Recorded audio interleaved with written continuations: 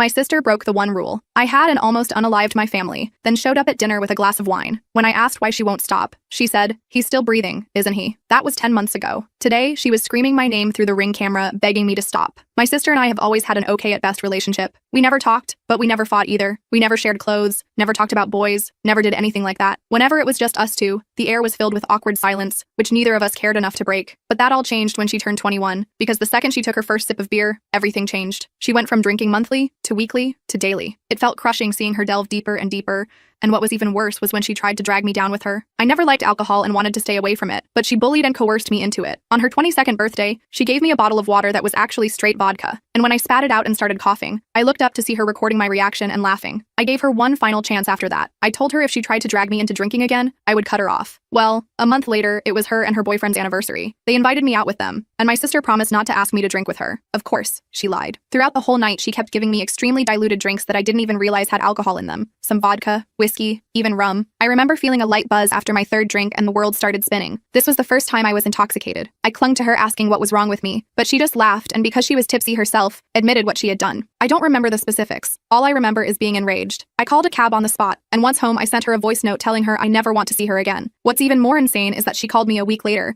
blaming me for ruining her party, because everyone looked at her like she was an eye-hole after finding out why I left. I didn't even respond, just hung up. Life went on without her. I soon met the love of my life. We got engaged, got married. My sister wasn't invited, never even attempted to reach out. But then, coincidentally, when I was pregnant, she sent me a message. She said she saw my Facebook post about having a baby with my husband on one of her friends' accounts, and seeing it made her realize nothing is more important than family. She apologized and begged for another chance. I was very reluctant, but eventually agreed. We met up for coffee at a little brunch spot, and even though she was nice and apologetic, she still had 3 glasses of wine, which let me know she was still drinking regularly. I asked about it, and she said alcohol was a part of her life she never wishes to give up. But she did promise that if let her back into my life, she'd never drag me into drinking again. I thought long and hard about it, and I agreed. I wasn't sure what to expect, but everything actually went fine. She respected my boundaries, never asked me to drink, and never got more than tipsy in front of me. But then last week she came over to my house, and that was when I realized resuming contact with her was the worst thing I could have done. This was the first time I'd let her come over after my baby's birth. I had warned her that she wasn't allowed to go near the baby if she drank, and she told me that was no problem. I still had a bad gut feeling about it, but the last year gave me good reason to trust her, so I pushed my worries away. But then she came over with 2 bottles of wine. We all had a pleasant chat, and even my husband had a glass. I, however, did not drink. My sister almost finished the 2 entire bottles herself and was quite hammered. Still, the evening was going okay, but then she asked to use the bathroom. I pointed her upstairs, and after waiting a few minutes, I went to check on her to make sure she wasn't getting sick. But when I went up, she wasn't in the bathroom.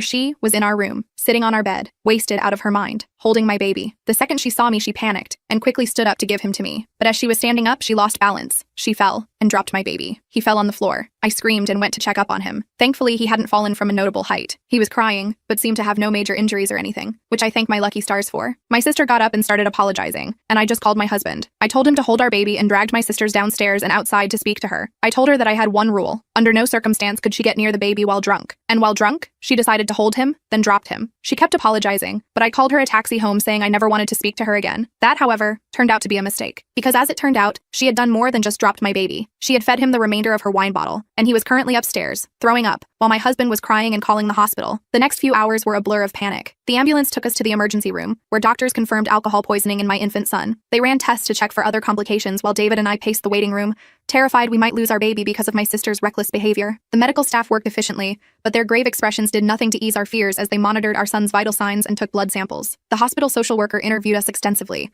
looking suspicious when we explained how our son had ingested alcohol. I could see in her eyes that she thought we might be covering something up. They started a mandatory child welfare investigation, making us feel like criminals when we were the victims. We had to answer the same questions repeatedly, describing the incident in excruciating detail while our baby received treatment in another room. I tried calling Megan repeatedly during this nightmare, but she wouldn't answer. Texts went unread, voicemails unheard. She had simply vanished after the ambulance took us away. David had made her leave our house, but we expected at least a call to check if Jackson was all right. Her complete disappearance only confirmed that deep down, she knew the gravity of what she'd done. After an agonizing night at the hospital, the doctors finally told us Jackson would be okay. There was no permanent damage detected, though they warned us that even small amounts of alcohol could potentially cause developmental issues that might not be immediately apparent. We'd need to monitor him closely and bring him for follow-up appointments. The relief nearly buckled my knees, and David and I clung to each other, sobbing with gratitude that our son had escaped serious harm. When we brought Jackson home the next day, I was filled with equal parts relief and rage. My sister had endangered my child's life and then disappeared without taking any responsibility. That afternoon, while Jackson napped under David's watchful eye, I drove to Megan's apartment, running on adrenaline and no sleep. My knuckles were white on the steering wheel as I rehearsed what I would say, determined to make her understand the consequences of her actions. I pounded on her door until her boyfriend Thomas answered, looking hungover and confused. He claimed Megan wasn't there and hadn't come home last night after visiting us. I showed him photos of Jackson in the hospital and explained what happened. The color drained from his face. His shock seemed genuine, suggesting Megan hadn't even told him what had transpired. She's been getting worse, he admitted, drinking more than ever. I've tried to help, but you make excuses for her. I finished his sentence. You're enabling her, and she almost killed my baby yesterday. The words came out sharp and clear, cutting through whatever defense he might have been preparing. He denied this, saying she'd been through tough times that I didn't understand. I lost it then, telling him exactly what I thought of both of them. Before leaving, I made it crystal clear. If either of them came near my family again, I'd have them arrested. His stammered apologies followed me down the hallway, but they meant nothing compared to my baby's safety. Back home, I found David holding Jackson, who was thankfully sleeping peacefully. We agreed immediately. My sister was permanently cut from our lives. We blocked her number, social media accounts, and email addresses. We installed a simple security camera at our front door. We documented everything that had happened for potential legal action if necessary. The decisions came easily. Our son's safety was non-negotiable. For a week, we focused solely on Jackson's recovery, taking turns monitoring him day and night. He seemed to be bouncing back well, showing no lasting effects from the ordeal. We were just starting to breathe easier when my phone exploded with messages from relatives. Megan had posted a tearful, clearly intoxicated video online claiming I was keeping her from her nephew out of spite. She described herself as a loving aunt who made one tiny mistake and was now being cruelly punished. The video had prompted a flood of family members to contact me,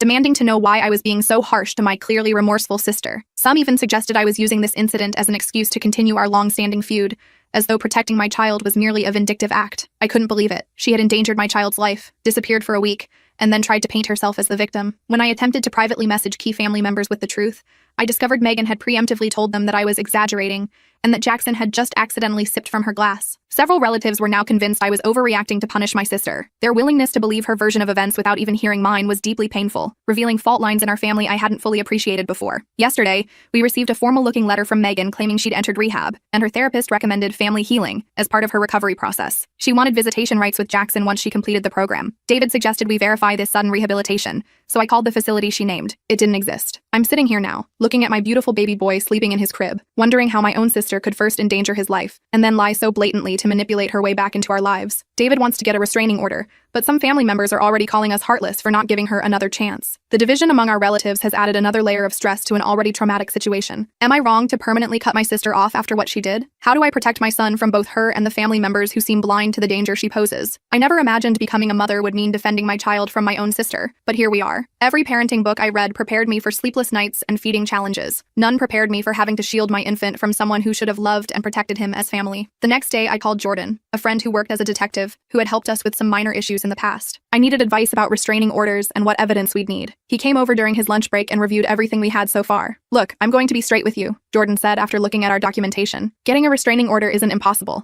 but judges typically need more than one incident to establish a pattern of behavior. I showed him the fake rehab letter, the social media posts, and played the drunken video Megan had posted. His expression grew more serious with each piece of evidence. Document everything, he advised. Every text, every call, every social media post. Set up cameras if you can afford them. And most importantly, don't engage with her directly. After he left, I set up a separate email account just for documenting Megan's harassment. I forwarded all the messages from relatives, screenshots of her social media posts, and wrote a detailed account of what happened with Jackson while it was still fresh in my mind. David installed additional security cameras covering our backyard and driveway. That night, we got our first alert from the front door camera. I checked the footage expecting a package delivery or something innocent. Instead, I saw Megan stumbling up our walkway at 11:30 p.m., clearly intoxicated, with a bouquet of flowers and a teddy bear. She rang the doorbell repeatedly, then sat on our porch for nearly 20 minutes before leaving the items with a note. David went out to retrieve them when she was gone. The note read, "I'm so sorry for the misunderstanding. Please let me see my nephew. He needs his auntie in his life. Love, Meg." The flowers reeked of cigarette smoke and alcohol, like she'd brought them straight from a bar. I added this incident to our documentation file and threw everything in the trash. The fact that she'd come to our home drunk just proved she hadn't changed at all. The next morning, I called our pediatrician to warn them that Megan might try to access Jackson's medical records. They added a note to his file requiring additional verification for any information requests. Later that day, I received a call from the pediatrician's office. "Mrs. Mitchell, this is Stacy from Dr. Peterson's office. I wanted to let you know that someone claiming to be your sister called requesting copies of Jackson's records. Following your instructions, we declined to release any information." My blood ran cold. Did she say why she wanted them? She said she was helping you gather documentation for a specialist consultation. When we asked for the authorization form you supposedly signed, she hung up. I thanked Stacy for the call and immediately contacted Jordan again. He said this strengthened our case but still wasn't quite enough for an emergency restraining order. He suggested we notify Jackson's future daycare about the situation. The following day, David and I visited Little Explorers Daycare where we'd planned to enroll Jackson when I returned to work. As we explained our situation to the manager, Karma, her expression shifted from professional politeness to concern. Actually, she said hesitantly, someone matching your sister's description was here yesterday,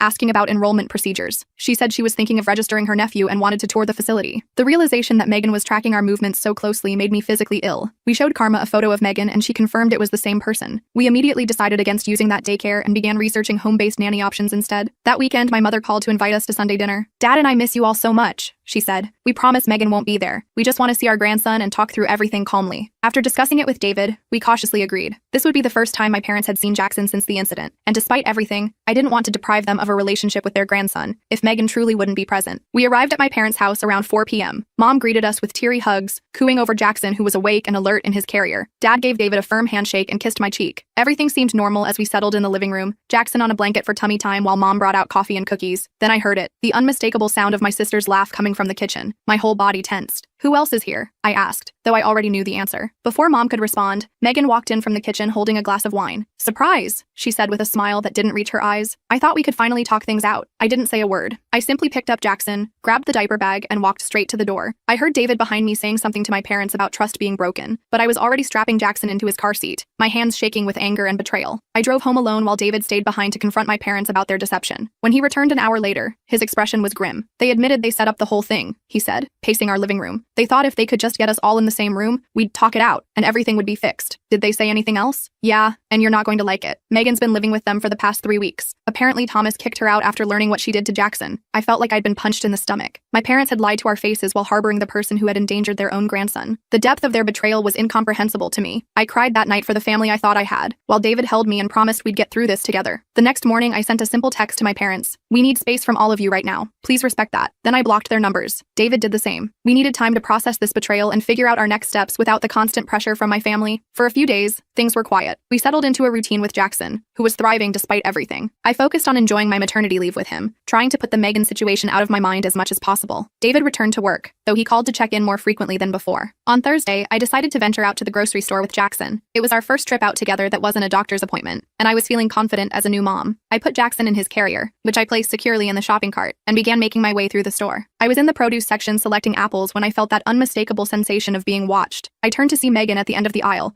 pretending to examine a display of oranges while clearly tracking my movements. When our eyes met, she quickly looked away, acting as if she hadn't seen me. My heart raced. This couldn't be a coincidence. This was our local store, far from my parents' house where she was staying. She must have followed me here. I abandoned my half-filled cart and headed straight for the exit, clutching Jackson's carrier tightly. In the parking lot, I scanned for Megan but didn't see her. I quickly secured Jackson in the car and drove home, checking my rearview mirror constantly. Once home, I had a full-blown panic attack, my first ever. I couldn't catch my breath, my heart was racing, and I was convinced Megan was going to appear at any moment. I called David at work, barely able to speak coherently. He came home immediately to find me still shaking, Jackson thankfully napping peacefully in his bassinet. We need legal help, David said once I'd calmed down. This is stalking. The next day, we consulted with Jordan again, who agreed we needed to pursue a restraining order more aggressively. He reviewed our documentation and explained our options. For a restraining order, we typically need evidence of threats or harassment, he explained. Following you in a grocery store is concerning, but difficult to prove as intentional harassment. Courts generally want to see a pattern of behavior that would make a reasonable person fear for their safety. So there's nothing we can do? David asked, frustration evident in his voice. I didn't say that, Jordan replied. Start documenting everything. Times, dates, locations. Set up more cameras. If she keeps showing up where you are, that builds our case. And don't respond to any contact attempts. That can be used against you to argue the contact was welcome. We left Jordan's office with a plan. We would document meticulously, avoid all contact, and build our case. It wasn't the immediate solution we wanted, but it was something. Over the next week, Megan escalated her attempts to contact us. She created new email addresses to bypass our blocks, sent daily messages about her recovery journey, and left voicemails asking for just 5 minutes with Jackson. Each message started sympathetically enough, but inevitably included subtle guilt trips and manipulative language. I know you're just trying to protect Jackson, one voicemail said, but do you really want him growing up without knowing his aunt who loves him so much? Don't you remember how much you loved spending time with Aunt Patty when we were kids? I saved everything without responding. With each message, her tone gradually shifted from pleading to demanding, from I understand why you're upset, to you're being unreasonable, and you can't keep him from me forever. 2 weeks after the grocery store incident, our newly hired nanny, Jessica, reported something disturbing. While taking Jackson for a walk in the neighborhood, she noticed the same car circling the block 3 times. She couldn't identify the driver, but the behavior was concerning enough that she cut the walk short and returned to our house. I'm probably being paranoid, Jessica said, but with everything you've told me about your sister, I didn't want to take any chances. We thanked her for her vigilance and decided to invest in a GPS tracking device for the stroller. It felt ridiculous. What parent has to track their baby's stroller because of their own sibling? But we were taking no chances with Jackson's safety. The next day, I received a troubling call from Dakota, a mutual childhood friend who still had occasional contact with Megan. I don't want to alarm you, Dakota said, but Megan's been asking me some weird questions. She wanted to know what time you usually put the baby down for naps, and if you still keep a spare key under the planter like your parents used to. What did you tell her? I asked, trying to keep my voice steady. Nothing. I told her I hadn't been to your new house and wouldn't know that stuff. She claimed she wanted to leave a special surprise for Jackson, but something felt off about it. I thought you should know. I thanked Dakota for the warning and immediately called a locksmith to change all our locks. We also changed our alarm codes and made sure every window was secured. That night, neither David nor I slept well, taking turns checking on Jackson and listening for any unusual sounds. Around 2 a.m., David nudged me awake. There's a car parked across the street, he whispered. It's been there for at least an hour. I peered through our bedroom blinds. Even in the darkness, I could make out the outline of Megan's distinctive hatchback. A figure sat in the driver's seat just watching our house. David pulled on jeans and a sweatshirt. I'm going out there. Be careful, I warned, already reaching for my phone in case I needed to call 911. I watched from the window as David approached the car. The headlights suddenly switched on, temporarily blinding him, but he continued forward. I could see him speaking to the driver, his posture tense and defensive. After a brief exchange, the car pulled away from the curb and drove off. It was her, David confirmed when he returned. She claimed she was just making sure we were safe. When I told her I was calling the police, she took off. The next morning, we took this new evidence to Jordan, who agreed we finally had enough for a temporary restraining order. We filed the paperwork that day, and the order was granted within hours. Megan was now legally prohibited from coming within 500 feet of us, our home, or Jackson's doctor's office. For about a week, the restraining order seemed to work. We didn't see Megan's car, receive any messages from unknown accounts, or notice anyone following us. We began to relax slightly, thinking perhaps the legal action had finally gotten through to her. Then I discovered something horrifying. While checking Instagram one evening, I stumbled across a mommy blog account using photos of Jackson. The account was called Auntie's Adventures and featured dozens of my Facebook photos of Jackson with captions like, "My precious nephew growing so fast," and "Can't wait for our next cuddle session." I dug deeper and found 3 more fake accounts across different platforms, all using stolen photos of my son and pretending to have a relationship with him. One even included fabricated stories about babysitting adventures and special auntie and nephew moments that never happened. I spent hours reporting these accounts and adjusting our privacy settings to lock down all our personal information. David contacted Jordan about this new development, but since Megan hadn't directly contacted us or approached us physically, the fake accounts didn't technically violate the restraining order. The stress was taking a toll on both of us. David suggested we start therapy to help deal with the constant anxiety and hypervigilance we were living with. We found a therapist specializing in family trauma and scheduled our first session for the following week. During that first therapy session with Dr. William, we took turns explaining the situation, from the initial incident with Jackson to the ongoing stalking behavior. Dr. William was validating and supportive, helping us understand that our reactions were normal given the circumstances. Halfway through the session, David's phone rang. He apologized and moved to silence it, but then saw it was our neighbor calling. He answered, listened for a moment, then his face went pale. "We need to go," he said, already standing. "Someone broke into our house." We rushed home to find 2 police officers in our driveway. Our neighbor had called 911 after noticing our side door standing open. The officers had cleared the house and found no one inside, but invited us to check if anything was missing. Everything in the living room and kitchen appeared untouched. Our electronics, jewelry, and other valuables were all in place. But when we reached Jackson's nursery, I stopped dead in my tracks. On the changing table sat a large gift basket wrapped in cellophane with a pink bow. Inside were baby clothes, toys, and a card signed, "With love from Auntie Megan." But something was wrong. I approached the basket cautiously and detected a strong smell of wine. When David carefully unwrapped it, we discovered all the baby clothes were soaked in red wine. The card inside read, "Since you won't let me see him, I thought I'd send something for him to remember me by. Blood is thicker than water, but wine leaves a stronger stain." The police documented everything and took the basket as evidence. They explained that since nothing was damaged or stolen, and Megan had left before they arrived,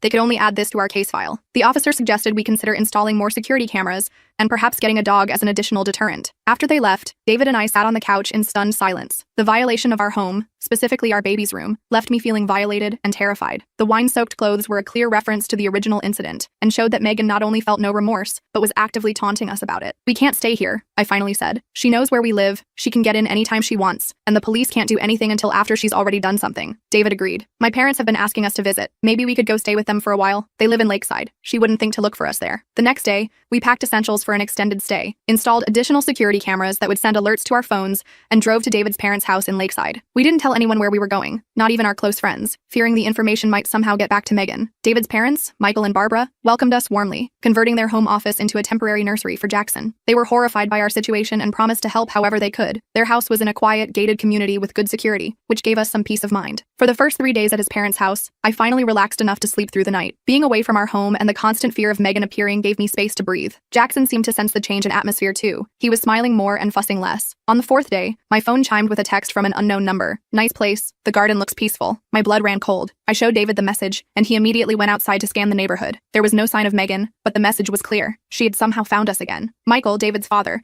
was a retired security specialist who had worked for various corporations. When we showed him the text, he immediately went into professional mode, helping us secure the house further and coaching us on safety protocols. No establishment established routines, he advised. Vary your schedules, the times you come and go, different routes if you drive anywhere, and absolutely no social media updates, not even private ones. We followed his advice religiously, but Megan still managed to extend her reach. She somehow obtained David's parents' phone numbers and began calling them with elaborate stories about me keeping her from her only nephew. When that didn't work, she moved on to his extended family, forcing us to have uncomfortable conversations with aunts, uncles, and cousins, explaining why a woman they'd never met was contacting them about our baby. Meanwhile, the court date for our permanent restraining order was approaching. We gathered all our evidence, the hospital records, police reports, photographs of the wine-soaked baby clothes, records of the fake social media accounts, and statements from witnesses like Dakota and Jessica. Jordan was confident we had a strong case. The day before the hearing, we received notice that Megan had hired her own attorney, a surprisingly high-profile lawyer known for aggressive tactics. How she afforded him, I had no idea, but his involvement raised the stakes significantly. In court, I presented our case as calmly and factually as I could, despite my nerves. I detailed how Megan had endangered Jackson by giving him alcohol,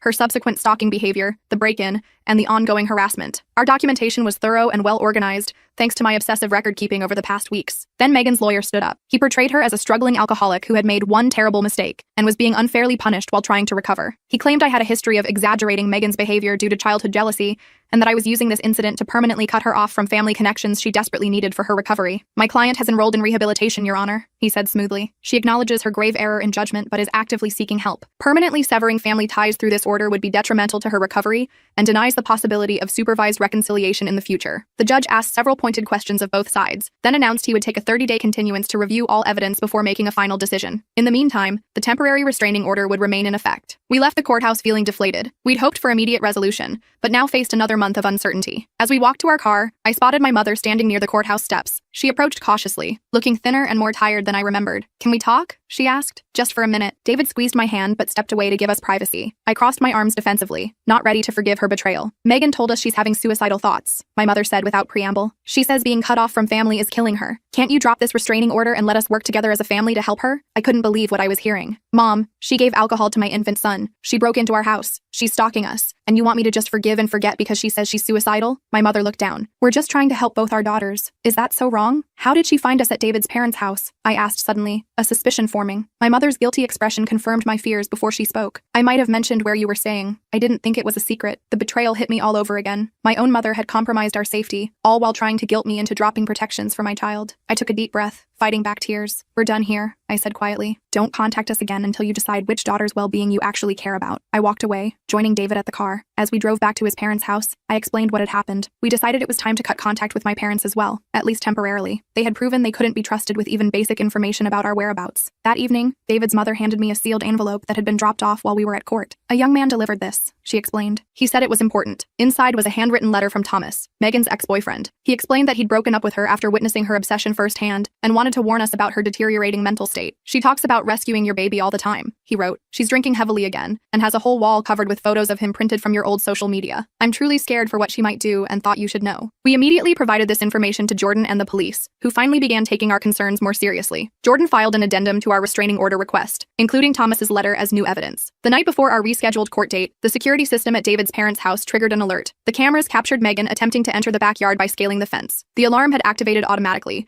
sending her running before she could get fully over the fence. The footage clearly showed her face, giving us fresh, undeniable evidence of her violating the temporary order. In court the next morning, the judge reviewed both the original evidence and the new developments. This time, Megan appeared surprisingly composed. She wore a conservative dress, minimal makeup, and kept her eyes downcast in an appearance of contrition. Her attorney presented a new narrative. Megan had recognized her problems and was actively seeking treatment for alcohol addiction. He submitted paperwork from a treatment facility as evidence of her commitment to change. When given my chance to speak, I delivered an emotional but fact-based account of everything that had happened. I explained that while I wished my sister well in any genuine recovery effort, her repeated violations of boundaries and the escalating nature of her behavior made me fear for my family's safety. "Your Honor," I said, my voice catching despite my best efforts. "I wake up every night checking that my baby is still breathing in his crib. I can't go to the grocery store without looking over my shoulder. My sister gave alcohol to my infant, broke into our home, and has now followed us to a different city. This isn't about punishment, it's about protection." The judge considered all the evidence, particularly the recent security footage showing Megan's attempt to enter David's parents' property. He granted the permanent restraining order immediately, ordering Megan to stay at least 1,000 feet away from me, David, Jackson, and any residence or workplace associated with us for a period of 3 years. We felt momentary relief as we left the courthouse, but it was short-lived. Within hours, Megan violated the order by sending an email from a new address. "No piece of paper will keep me from what's mine. Blood doesn't smudge away with a judge's signature." We forwarded it immediately to the police and Jordan, who advised us that this violation could result in her arrest. Officers went to Megan's last known address to serve the restraining order and potentially arrest her for the immediate violation,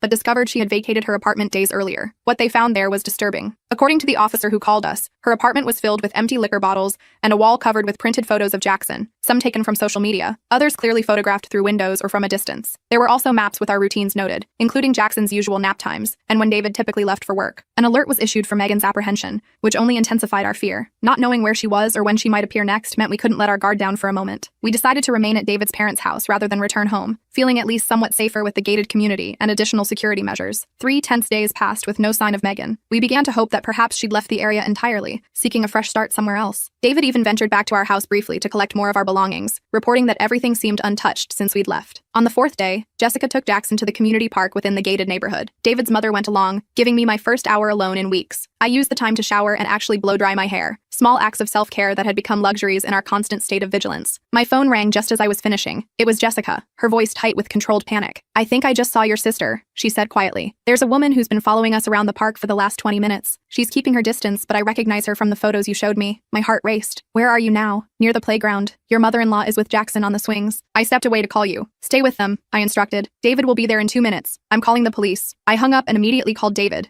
who was working in his father's home office. He ran out the door without even ending the call. Then I dialed 911, explaining the situation and the active restraining order. They promised to dispatch officers immediately. Through the living room window, I saw David's car screeching out of the driveway. I paced anxiously, waiting for news. 5 minutes later, though it felt like hours, David called back. "We've got Jackson," he said, breathless. "We're coming home now." Jessica definitely saw Megan. She tried to run when I showed up, but the security guard stopped her at the gate. "Police are taking her into custody now." I collapsed onto the couch in relief. When they arrived home minutes later, I clutched Jackson to my chest, breathing in his baby scent and letting tears flow freely. For the first time in weeks, I allowed myself to believe we might actually be safe. Later that evening, an officer called to confirm that Megan had been arrested for violating the restraining order. She would be held pending a bail hearing, and given her history of violations, there was a good chance she would remain in custody, at least temporarily. We thanked the officers profusely for their quick response. That night, I slept deeply for the first time in what felt like months, with Jackson's bassinet pulled close to our bed, and the knowledge that, at least for now, Megan couldn't reach us. The next morning, we began serious discussions about our long-term plans. Did we want to return to our home eventually? Should we consider moving to a different city? How would we handle family events in the future, knowing my parents couldn't be trusted to maintain boundaries? We had more questions than answers, but one thing was clear. Our lives had been fundamentally changed by Megan's actions, and we would never again take our family's safety for granted. Whatever came next, whether Megan remained in custody or was released, we would face it together, with our son's well-being as our only priority. "Do you think she'll ever understand what she did?" I asked David as we sat on his parents' porch that evening, watching the sunset while Jackson napped inside. "I don't know," he answered honestly, "but I do know it's not our job to help her understand. Our job is to protect our son, and that's exactly what we're going to do." I nodded, leaning against his shoulder. The road ahead wouldn't be easy, but for the first time since that horrible day when Megan had given alcohol to our baby,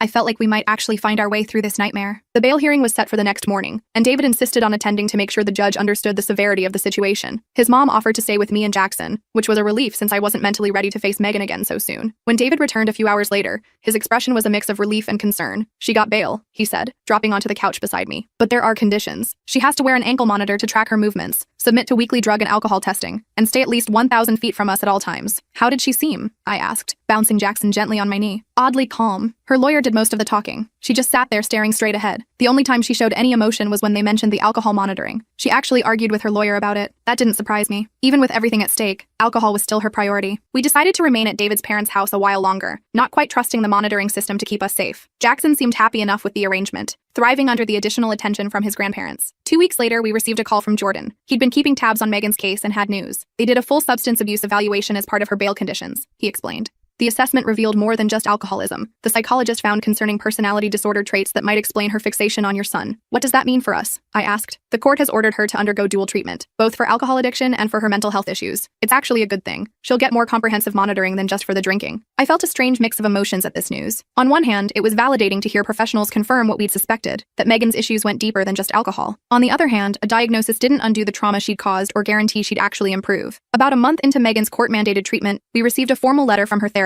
They were requesting a supervised family session as part of her treatment plan. The letter emphasized that our participation was entirely voluntary and would only occur in a controlled, therapeutic environment. David and I discussed it with our own therapist, Dr. William, who we'd continued seeing through video sessions. "I'd advise against it at this early stage," he said. "Megan needs to show sustained progress in her individual therapy before family involvement would be beneficial. And even then, I'd recommend starting with just you two adults, not including Jackson." We sent a polite but firm response declining the invitation, explaining that we weren't ready for direct contact. To our surprise, the therapist responded with understanding, saying they would continue working with Megan individually and might reach out again in the future if appropriate. Around this time, my parents made another attempt at reconciliation. My father called David's cell phone, knowing I probably wouldn't answer if they tried me directly. "Please just listen," Dad said when David reluctantly put him on speaker. "Your mother and I have been doing a lot of thinking. We spoke with Megan's doctors too. We understand now that we've been enabling her behavior for years, making excuses instead of holding her accountable. That's great, but it's a little late," I replied, not bothering to hide the bitterness in my voice. "We know," Mom chimed in, apparently also on the call. "We failed both our daughters. We failed you by not protecting you from her behavior,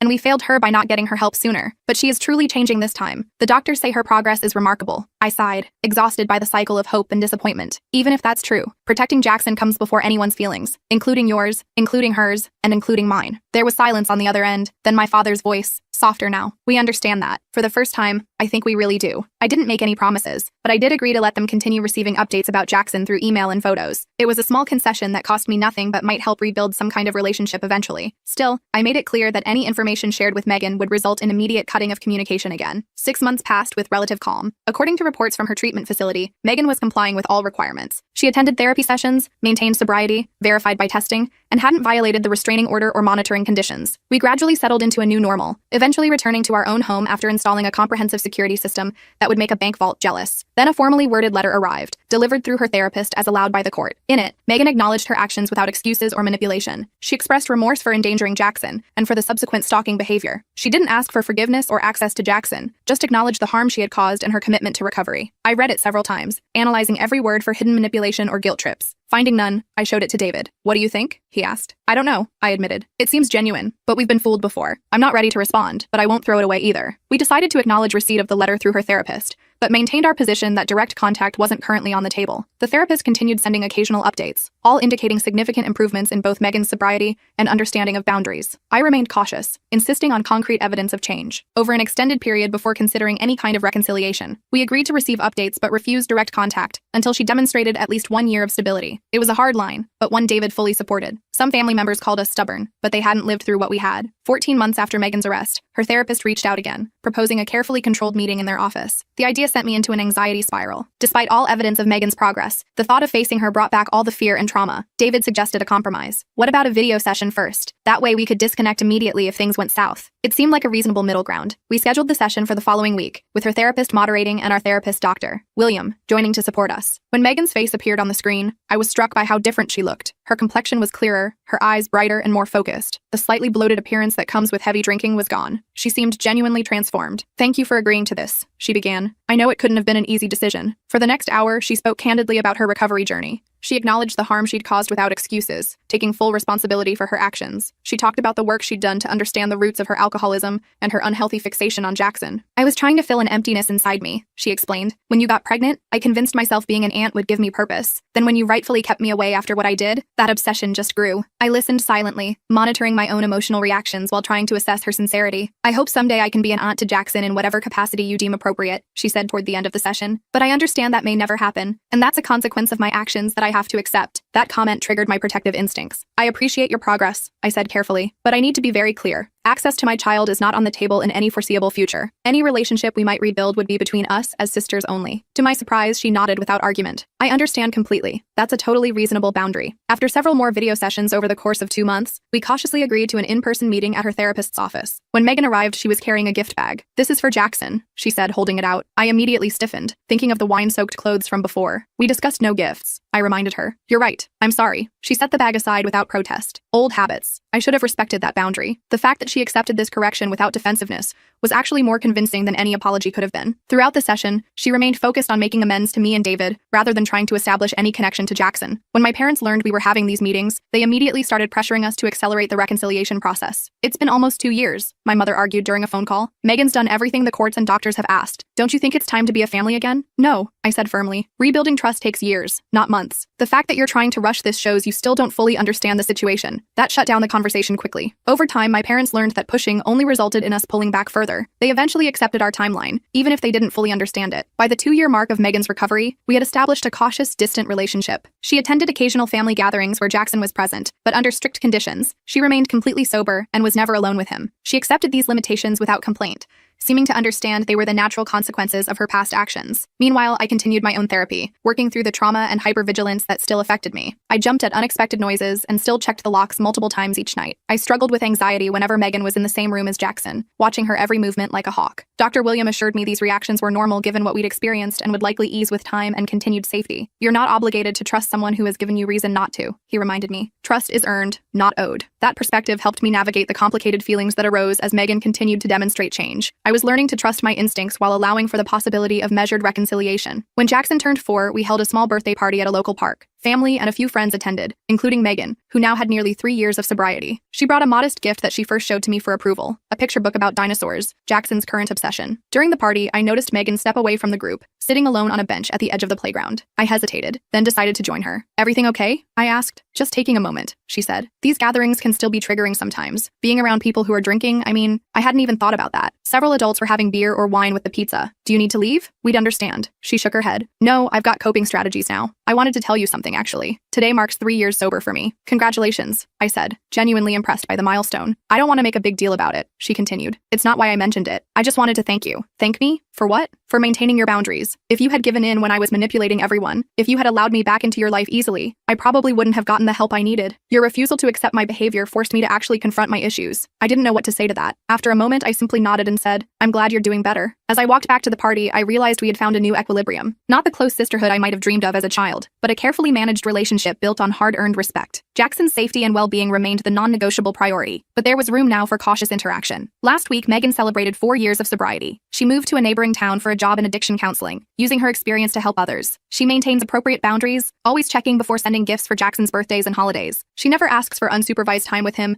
and respects our parenting decisions without question. Sometimes I catch myself watching her interact with Jackson during family gatherings, him showing her his latest Lego creation, her responding with appropriate interest. In those moments, I feel a complex mix of emotions, lingering wariness, sadness for what might have been in a different reality, but also a measured appreciation for the work she's done to change. Jackson knows a simplified version of our history. We explained that Auntie Megan was very sick when he was a baby and made some bad choices that meant she couldn't see him for a long time. He accepts this with the straightforward logic of children, neither particularly attached to her nor afraid of her. As for me, I've come to accept that some wounds never fully heal. I doubt I'll ever completely relax when Megan is around Jackson. I'll probably always have that instinctive urge to move closer when she interacts with him, but the acute fear has subsided, replaced by a vigilant caution that feels manageable. David and I recently discussed having another child. The conversation brought up unexpected anxiety for me. Memories of those terrifying days with Jackson flooded back, but David gently reminded me that we're not the same people we were then. We're stronger, more prepared, with boundaries firmly in place. We can't let fear of what happened in the past stop us from building our future, he said, holding my hand across the kitchen table. He's right, of course. The best revenge against trauma is to not let it control your life forever. We're moving forward cautiously, but deliberately, holding our boundaries firm while allowing for the possibility of growth and change. I still have the letter Megan sent from treatment all those years ago. I keep it as a reminder of how far we've all come, but also as evidence should we ever need it again. Trust, once broken, is never quite the same. But life continues, and families evolve. Ours certainly looks different than I ever imagined, shaped by crisis and painful reckonings, but ultimately stronger for having weathered the storm. Sometimes people ask if I've forgiven my sister. That's a complicated question without a simple answer. I've accepted the reality of our relationship as it exists now. I've acknowledged her work toward change, but forgiveness implies forgetting. And as a mother, I can never forget. Instead, I found something more practical and sustainable, a cautious peace built on clear expectations and demonstrated behavior rather than promises or obligations. That's the thing about real life. It rarely wraps up with neat bows and perfect resolutions. Sometimes the best ending isn't reconciliation, but a clearer understanding of necessary boundaries. Sometimes heroism looks like simply protecting your child, day after day, from whatever threats may come, even when those threats come from people who should have loved them. If there's one thing I've learned through all this, it's to trust my instincts as a mother. I knew my sister had problems, but I allowed social pressure and family expectations to override my better judgment. Never again. My son's safety will always come first, regardless of who might be offended by the boundaries we set. For those facing similar situations with family members who endanger your children, my advice is simple. You don't owe anyone access to your child. Not parents, not siblings, not anyone. A relationship with your child is a privilege, not a right. And those who violate your trust with something as precious as your child's safety forfeit that privilege, potentially forever. As for my sister, I hope her recovery continues. I hope she finds fulfillment in her work helping others overcome addiction. I hope the growth she's shown is genuine and lasting. But my priority remains unchanged: protecting my family, maintaining appropriate boundaries, and creating a safe, stable environment for my son to grow up in. That's not a fairy tale ending, but it's a real one. And in the messy, complicated world of family dynamics and addiction, reality is all we have to work with.